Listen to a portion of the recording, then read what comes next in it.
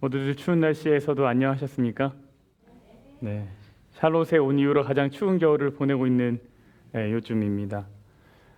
지난 화요일에 눈이 오는 바람에 아주 약간이지만 아이들이 오랜만에 굉장히 신이 났습니다.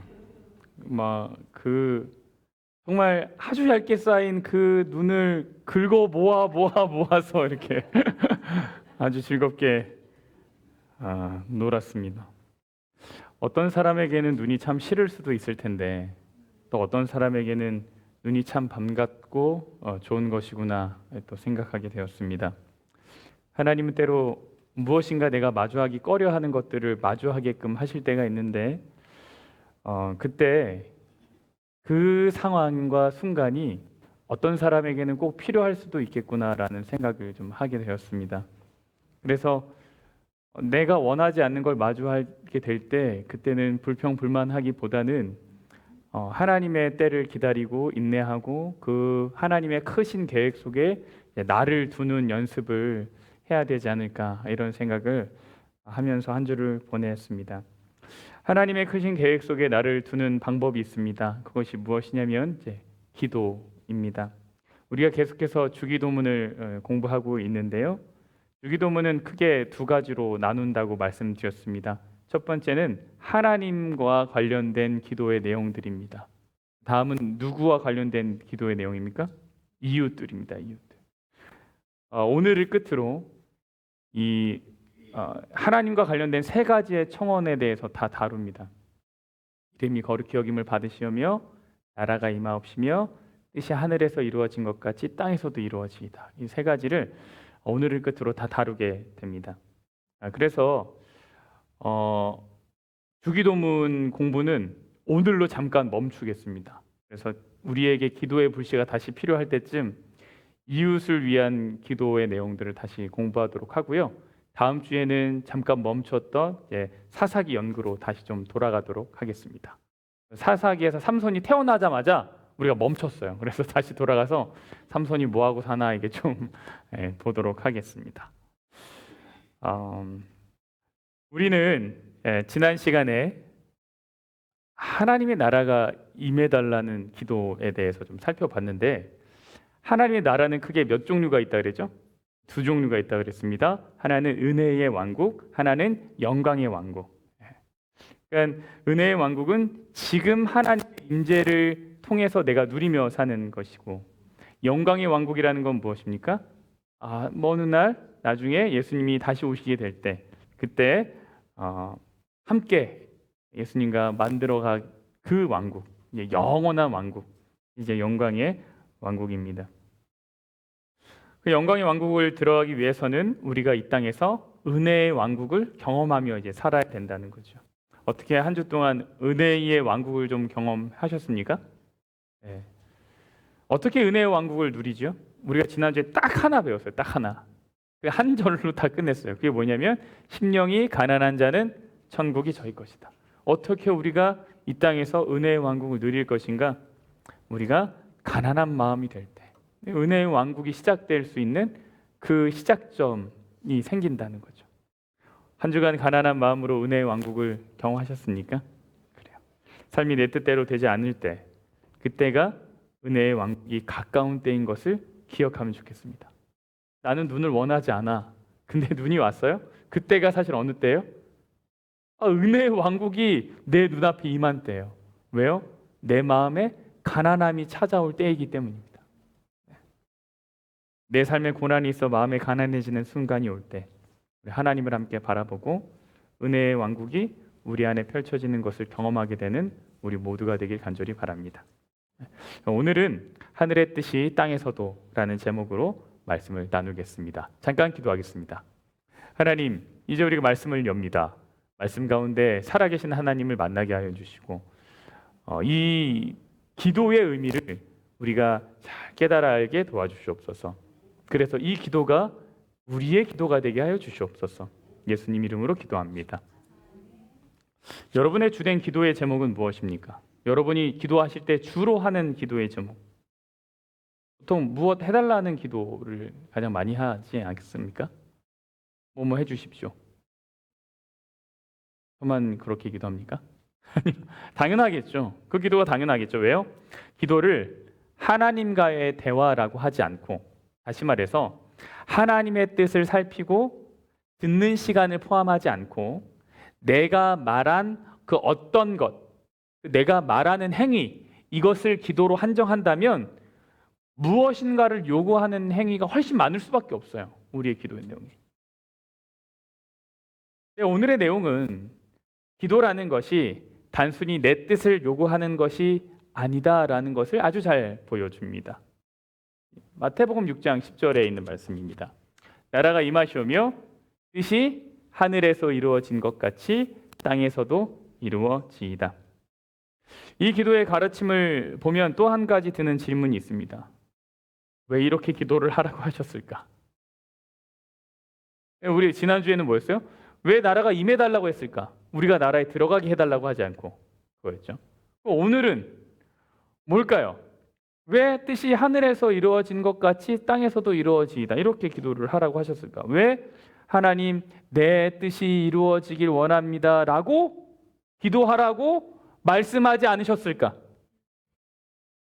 사실상 우리가 하는 대부분의 기도는 누구의 뜻이 이루어지길 바라는 겁니까?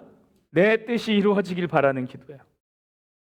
근데 하나님은 너의 뜻이 이루어지기를 구하지 말라고 하시고, 그렇게 말씀하지 않으시고, 구하라고 하지 않으시고, 하늘의 뜻이 땅에서도 이루어지기를 기도하라라고 말씀하셨습니다. 왜 내 뜻이 이루어지기를 구합니다 하고 기도하라고 말씀하지 않으셨을까요? 사실 그것이 굉장히 솔직한 기도일 것 같은데요. 결론부터 말씀드리면 내 뜻이 이루어지는 것보다 하나님의 뜻이 이루어지는 것이 훨씬 유익하기 때문입니다.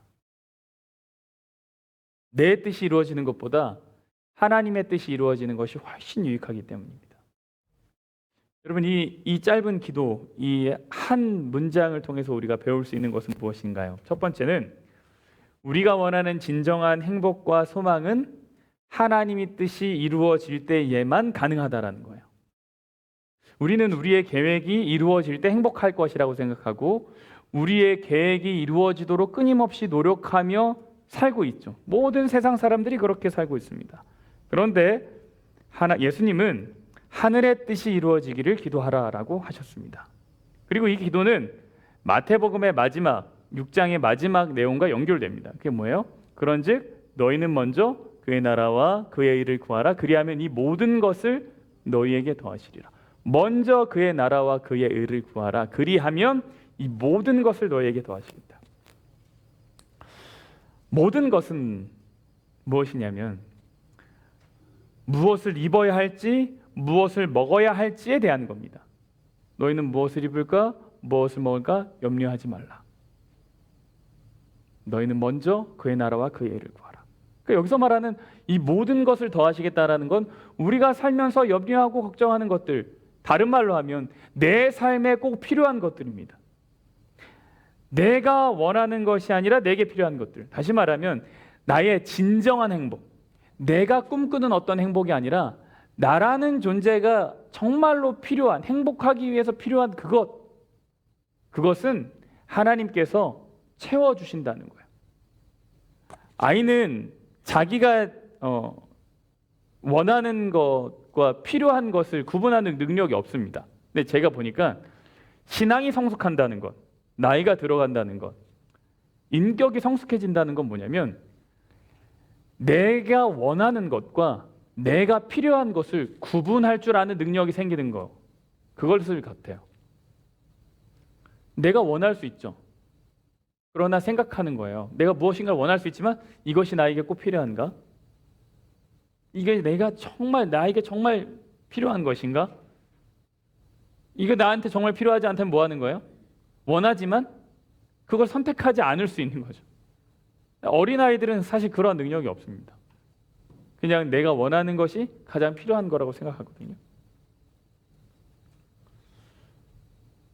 그의 나라와 그의 일을 구할 때, 하늘의 뜻이 이루어질 때 모든 것은 우리에게 더해지게 됩니다.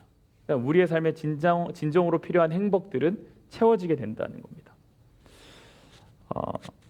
예건이가 태어나고 나서 한국에 있는 친구랑 통화를 하게 되었습니다. 이 친구는 이제 아직도 결혼을 안 했어요. 결혼 아직 안 했는데 막내는 잘 크냐? 그래서 잘 크지. 그래서, 야, 너 어쩌려고 애를 셋이나 낳았냐? 지금은 넷이 됐는데 셋이나 낳았냐 이렇게. 어떻게 키우려고 그러냐? 그래서 하나님 잘 길러주셔야지 이렇게 얘기했더니 그 친구가 그런 소리 좀 하지 말라는 거예요. 네가 키우는 거지 하나님이 키우냐고. 그래서 제가 뭐라 그랬냐면 야, 아무래도 내가 키우는 것보다 하나님이 키우는 게 좀 낫지 않겠냐? 그래도 좀 희망이 있지 않겠냐?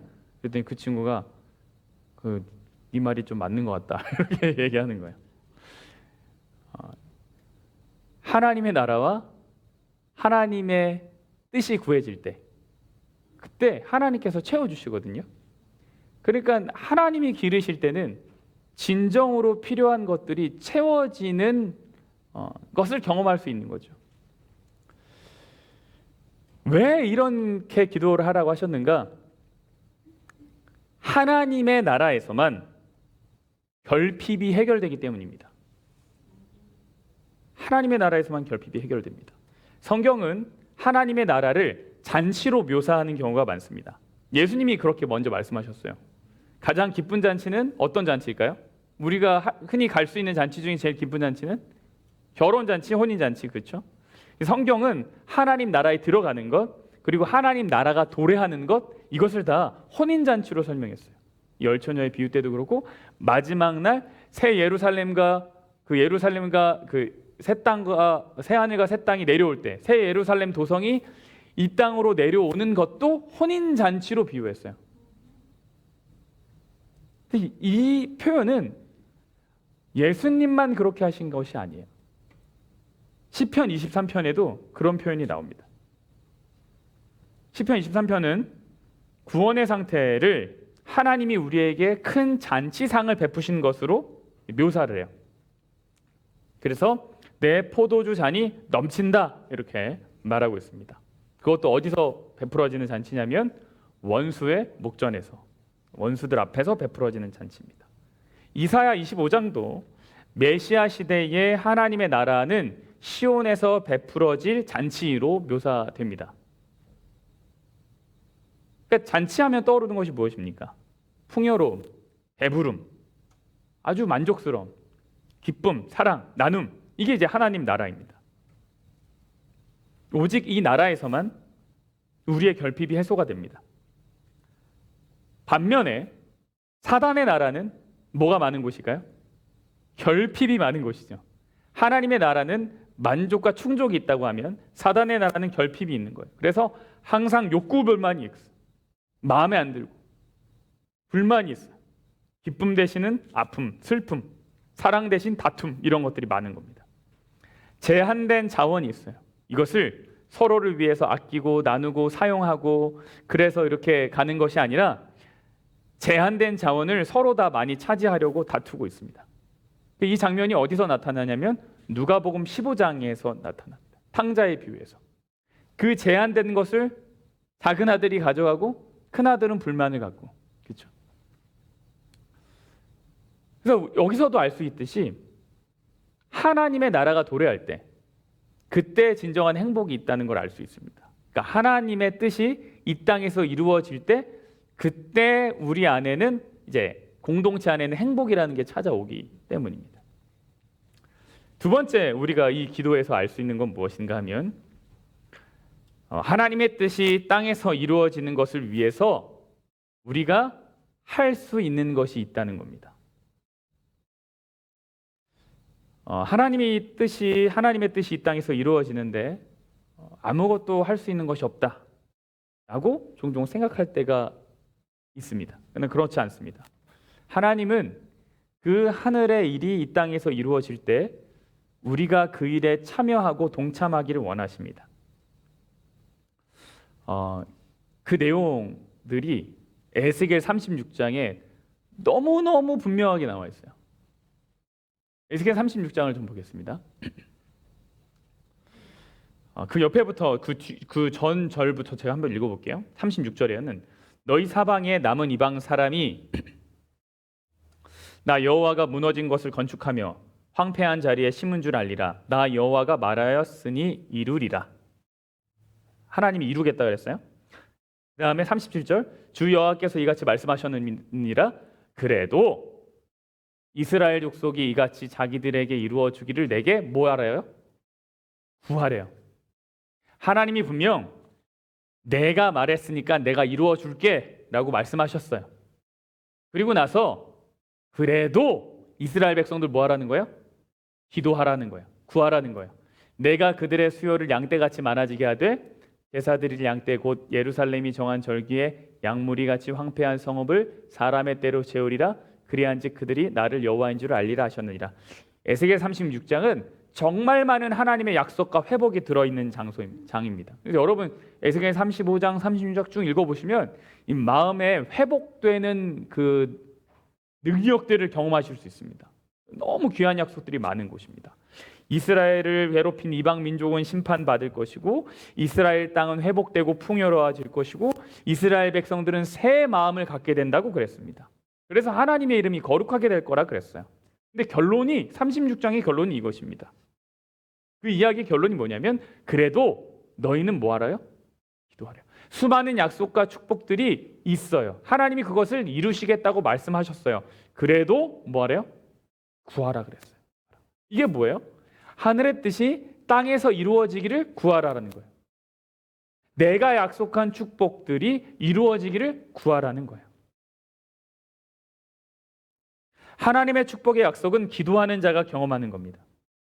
그래서 하나님은 그분이 하시는 일에 우리가 그냥 구경꾼, 하나님이 이루어 주시겠다고 약속했으니까 되나 안 되나 보자, 쳐다보자가 아니라 그 일이 이루어지기를 소망하고 사모하고 기도하라 그랬습니다. 그 일에 동참하는 겁니다. 그래서 여러분 기도는 하나님의 사역에 우리가 동참하는 겁니다. 뜻이 하늘에서 이루어진 것 같이 땅에서도 이루어지다. 이 기도를 할 때 하나님의 일에 내가 뭐 하는 거예요? 동참하는 겁니다. 동참한다는 건 뭐냐면 하나님 이 일에 나를 사용해 달라는 겁니다. 우리가 계속 기도는 하죠. 뜻이 하늘에서 이루어진 것 같이 땅에서도 이루어지다. 그러나 그 일을 위해서 아무것도 하지 않는다면 사실 이거는 기도는 아니었던 거죠. 근데 우리가 정말로 그 일이 이루어지기를 간절히 바라고 기도하면 하나님은 누구를 먼저 움직이십니까? 내 마음을 먼저 움직이셔서 그 일이 내 주변에서부터 일어나도록 사용하십니다. 그래서 이 말의 다른 의미는 이런 것입니다. 우리의 뜻을 하나님의 뜻 앞에 내려놓겠습니다 라는 겁니다. 뜻이 하늘에서 이루어진 것 같이 땅에서도 이루어지게 해주십시오. 이 얘기는 하나님 내 뜻은 내려놓겠습니다. 하나님의 뜻을 내가 따르겠습니다. 이런 뜻입니다. 내 계획에 하나님을 동원하는 것이 아니라 그분의 계획에 내가 동참하는 것입니다. 우리의 기도는 우리의 뜻을 위해 하나님의 도우심을 얻는 것이 아니라 그분의 뜻을 거들게 해달라고 하는 요청이 되는 것입니다. 이 기도를 진지하게 배우고 우리가 믿음으로 고백한다면 우리의 작은 모래왕국을 짓기 위해 하나님의 도우심을 구하지 않게 될 것입니다. 우리를 통해서 하나님의 영원한 나라가 세워지기를 기도하게 되는 거죠. 여러분, 내가 지으면 무너질 왕국입니다. 인간의 손으로 지은 것은 다 무너집니다. 그 이야기가 어디 나와 있어요? 다니엘서 2장에 느부갓네살 왕이 꾼 꿈에 분명하게 나와 있어요. 인간이 세운 왕국은 결국은 다 무너지게 되었어요. 오직 안 무너지는 건 뭐냐면 사람의 손이 닿지 않은 것. 그 돌 나라가 이 땅에 임할 때 그거는 영원하다 그랬어요. 그러니까 내가 세우는 것은 인간의 손이 닿는 것은 언젠가는 다 오염되고 무너지는 거죠. 영원한 건 없습니다. 그러니까 우리는 하나님의 나라의 뜻이 이 땅에 이루어지기를 기도하게 되는 거죠. 내 뜻이 아니라 하나님의 뜻입니다. 그래서 어떻게 보면 이것은 항복 기도이기도 해요. 이 기도를 드릴 때 하나님 항복. 내가 원하는 게 솔직히 있어요, 하나님. 내가 진짜 됐으면 좋겠어요. 근데 그걸 이루어봤자 뭐 하겠습니까? 결국은 무너질 것인데. 하나님의 뜻이 이루어지기를 내가 원하고 그것을 따라가고 순종하길 원합니다. 하나님 믿음 주십시오. 이렇게 기도하며 나아가는 우리 모두가 되면 좋겠습니다. 그래서 이런 거죠. 하나님, 저는 이것을 원하지만 당신의 계획은 언제나 저보다 더 낫습니다. 이런 고백일 겁니다. 이 두 가지를 정리해 볼게요. 첫 번째랑 두 번째 거를 정리하면 이렇습니다. 첫 번째는 뭐였어요? 하나님만이 우리의 진정한 행복을 채워주실 수 있기 때문에 이렇게 기도해야 된다는 거예요. 두 번째는 우리가 하나님의 일에 동참한다는 거죠. 이 두 가지를 합치면 이런 거예요. 정리하면 우리가 원하는 진정한 행복과 소망은 하나님의 뜻이 우리가 있는 삶의 현장에서 나를 통해 이루어질 때 가능하다는 거예요. 진정한 행복은 하나님의 뜻에 내가 동참할 때 가능하다라는 거예요. 여러분, 하나님의 뜻이 나를 통해서 이루어질 때 행복할 수 있습니다. 하나님의 뜻이 다른 사람을 통해서 이루어지는 것을 볼 때 행복하십니까? 행복하지만 엄청나게 행복하지는 않아요. 제가 처음에는 이 마음이 뭘까? 왜 저 사람들이 아주 잘 되는 걸 보면 막 배가 아픈 때가 있는 거야. 왜 배가 아플까? 잘 되면 축하해 줘야 되는데. 그래서 제가 처음에 이게 이제 자격지심인가? 질투심인가?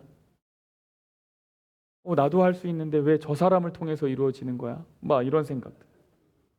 나도 믿음이 좋아서 막 그런 경험을 하고 싶은데 왜 하나님 나를 안 쓰시는 거야? 근데 저는 이게 다 질투심, 욕심이라고만 생각했는데 제가 이 기도를 묵상하면서 무슨 생각이 들었냐면 이게 단순히 질투심과 욕심이 아니라 하나님이 주시는 마음일 수도 있겠다라는 생각을 했어요. 그러니까 그것을 이루는 방법이 잘못될 수는 있겠죠. 그러나 우리가 하나님의 뜻을 따라간다면 이 마음은 하나님이 주시는 마음이에요. 왜 그러냐면 우리가 이미 하나님과 함께 일할 때 얼마나 행복한지를 경험한 순간이 있기 때문에 그래요. 그 너무나 행복했던 그 순간을 내가 다시 경험하고 싶은 마음이 있기 때문에 그래요. 그래서 우리가 잘 생각해야 돼요. 그런 마음이 들 때 어떤 사람을 시기하고 질투하는 그게 아니라 하나님의 나라가 임하기를 간절히 사모하는 그 가난한 심령이 내 안에 주어졌구나라고 믿고 그 방향으로 기도하고 나가야 되는 거예요. 왜 저 사람만 이게 아니라 하나님, 나도 하나님 나라에 동참하는 그 기쁜 일을 경험하길 원합니다. 그래서 우리의 기도의 방향이 그쪽으로 나아가야 돼요. 그렇게 될 때 우리가 이제 하나님이랑 같이 일하는 거죠. 그리고 그것을 경험할 때 내 삶의 진정한 평안, 세상이 줄 수 없는 위로가 옵니다. 왜 그런가요? 사람은 분명한 목적과 의미를 깨닫게 될 때 우리의 삶에 평안함이 오거든요. 이게 이것도 아니고 저것도 아니고 뭐가 뭔지 잘 모르겠는 것 속에서 계속 있어 보면 힘들고 지치고 괴롭습니다. 그런데 무엇이 옳은 방향인가를 분명하게 깨닫고 무엇이 진짜 의미인가, 삶의 목적이 무엇인가를 알게 되면 사람은 평온합니다. 근데 하나님의 일에 동참한다는 건 내 삶의 의미와 목적을 안다는 거예요. 내가 왜 사는지를 안다는 거예요. 그거를 깨닫는 사람은 행복할 수밖에 없습니다. 분명한 삶의 목적과 의미를 알기 때문이고 또 구원이라는 어떤 초월적 경험을 하기 때문이죠. 그래서 우리는 하나님의 일에 동참할 때 행복할 수 있습니다. 이 기도가 우리에게 알려주는 또 하나 아주 큰 의미가 있습니다. 이거는 이제 제가 어떤 책을 보면서 그분이 이제 설명하신 내용들을 참고해서 말씀을 드리는 겁니다. 이 세상에 소위 말하는 이제 고등 종교들도 이제 아주 단순한 종교가 있는가 하면 이제 나름 차원이 높다고 하는 종교들이 또 있거든요. 종교학에서 보면 그런 분류들을 어느 정도 하는데 그 종교들의 신론, 대표적으로 인도 종교 계열, 예컨대 힌두교나 불교는 어떤 신에 대한 개념을 가지고 있냐면 그건 범신론입니다. 범신론. 이 범신론이라는 건 뭐냐면 모든 만물에 신이 깃들어 있다고 생각하는 겁니다. 모든 만물에. 그러니까 이제 다신론은 그냥 신이 많다입니다. 근데 범신론은 모든 이 삼라만상에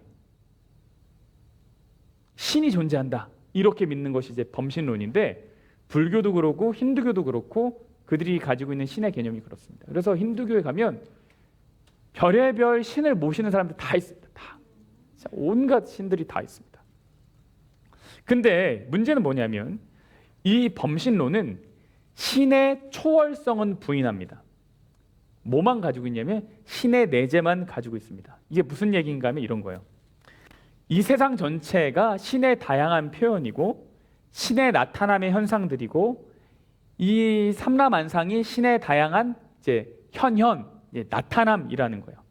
그래서 다르게 말하면 세상에 신이 엄청 많지만 그 신들은 다 어디에 갇혀 있냐면 이 세상에 다 갇혀 있습니다. 그들이 믿는 신은 어디에 갇혀 있어요? 이 세상에 갇혀 있어요. 왜요? 다 이 세상에 나타났으니까. 이 안에만 있는 거야. 그래서 세상을 벗어난 이 세상보다 더 큰 신은 그들에게 따로 존재하지가 않아요. 그래서 범신론의 신관에서는 초월적인 신이 존재할 수가 없습니다. 없어요. 그러니까 내 눈에 보이는 물질에만 있어요. 따라서 이러한 신론을 가지고 있는 사람들은 구원이라는 것을 어떻게 경험해야 되냐면 내 스스로의 힘으로 이루어야 합니다. 왜 그러냐면 우리를 이 세상 바깥에서 구원하러 오는 신이 없기 때문에 그래요. 이 세상이 지금 다 디스펑셔널이잖아요. 이게 뭔가 온전하지 않잖아요. 기독교는 이것을 뭐 때문에 그러냐면 죄 때문이라고 얘기해요. 다른 종교도 이러한 것에 대한 인식과 문제들을 가지고 있습니다.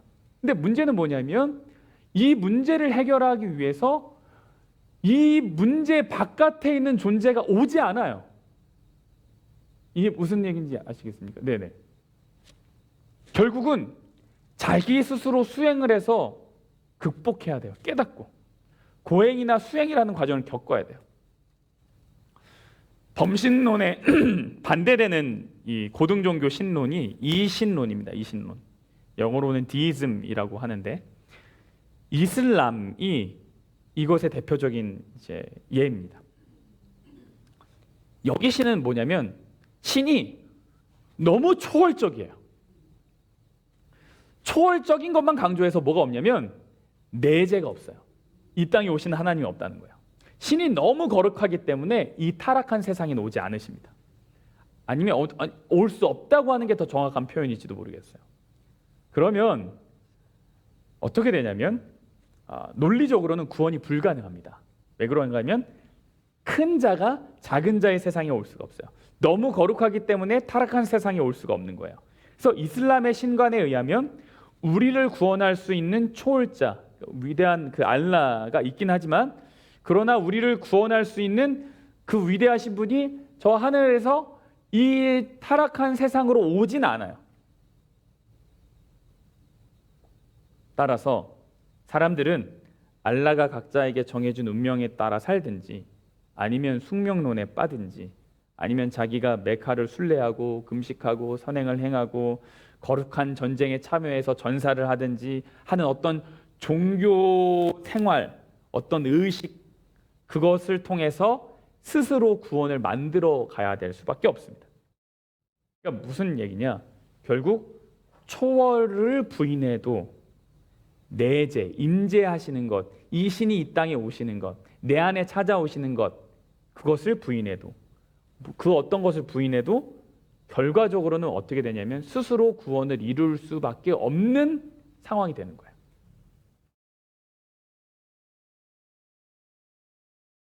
그럼 절망이죠. 왜냐하면 인간이 자기 힘으로 자기를 구원한다는 결론에 도달해요. 여러분, 구원이 필요하다는 것 자체가 뭘 이야기하냐면 인간이 한계가 있다는 걸 말해주는 거예요. 나에게 구원이 필요합니다. 인간은 구원이 필요합니다. 그 얘기는 뭐냐면 인간 자체가 한계가 있다라는 걸 말해요. 그런데 동시에 그 한계를 가진 인간이 스스로 문제를 해결해야 된다는 거예요. 그러니까 말이 안 되죠. 근데 오늘의 기도를 잘 보세요.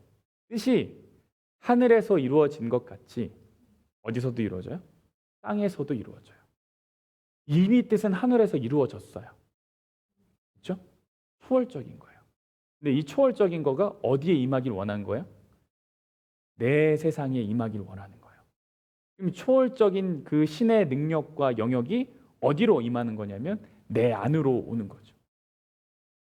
그래서 이 기도 안에는 하나님의 초월성과 소위 말하는 은혜라는 것이 다 포함되어 있는 겁니다.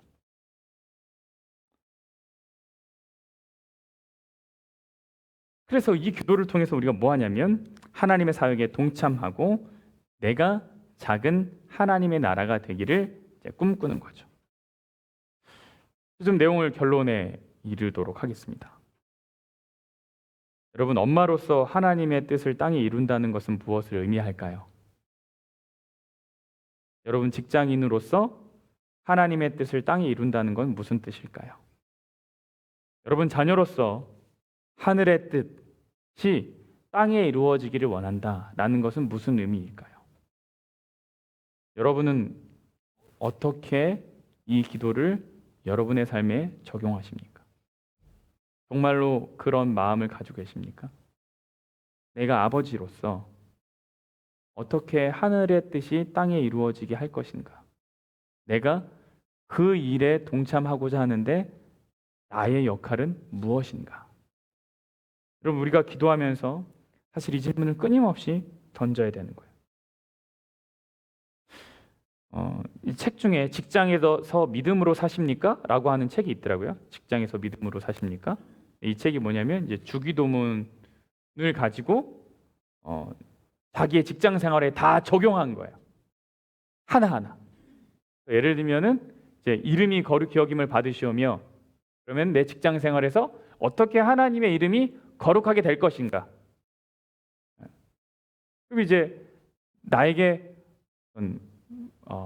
불합리한 것을 하라는 요구를 하게 될 때 우리가 그것을 어떻게 기도하면서 이겨나갈 것인가? 뭐 이러한 거에 대한 이제 자기 스스로의 경험들을 써놓은 책이에요. 근데 거기 보면 이 사람이 뜻이 하늘에서 이루어진 것 같이 땅에서도 이루어지기를 실천한 그 이야기가 있어요. 처음에는 아주 어색하지만 직장 안에서 말씀을 보는 시간을 갖고 기도하는 시간을 갖는 거예요. 그러다 보니까 믿음이 있는 사람들을 만나게 되는 기회가 생긴 거예요. 그래서 뭐 하냐면 직장에서 점심시간에 사람들이 이제 기도회를 하게 돼요. 일주일에 한 번, 30분 동안 서로 말씀 나누고 읽고, 그리고 직장에서 이런 고민들이 있는데 어떻게 하면 좋을지 이런 걸 나눈다는 거죠. 하나님의 뜻이 아니라 내 뜻이 아니라 하나님의 뜻이 이루어지기를 원하는 겁니다. 성경은 우리에게 스스로 선포하도록 합니다. 내 영혼아 찬양하라. 이게 뭐냐면 내가 나한테 이야기하는 거야. 내 영혼아 찬양하라. 정철의 영혼아 찬양하라. 이게 나한테 선포하는 건데, 이 기도 역시 나에게 선포하는 그런 기도가 될 수 있습니다. 뜻이 하늘에서 이루어진 것 같이 땅에서도 이루어지는 일에 정철아 동참해라. 세상이 아니라 내게 선포하는 거죠. 말씀을 준비하면서 정말 간절히 바랬습니다. 하나님이 내 마음에 하나님의 뜻이, 하늘의 뜻이 이루어지기를 정말 간절히 바랬고, 내 가정에, 우리 교회에 그러한 일이 일어나기를 간절히 바랬습니다. 우리도 각자 이러한 거룩한 소망들이 삶에 가득하기를 바라고, 우리가 하나님의 그 나라를 만드는 일에 동참하는 우리 모두가 되길 간절히 바랍니다. 그래서 우리 함께 찬양하겠습니다.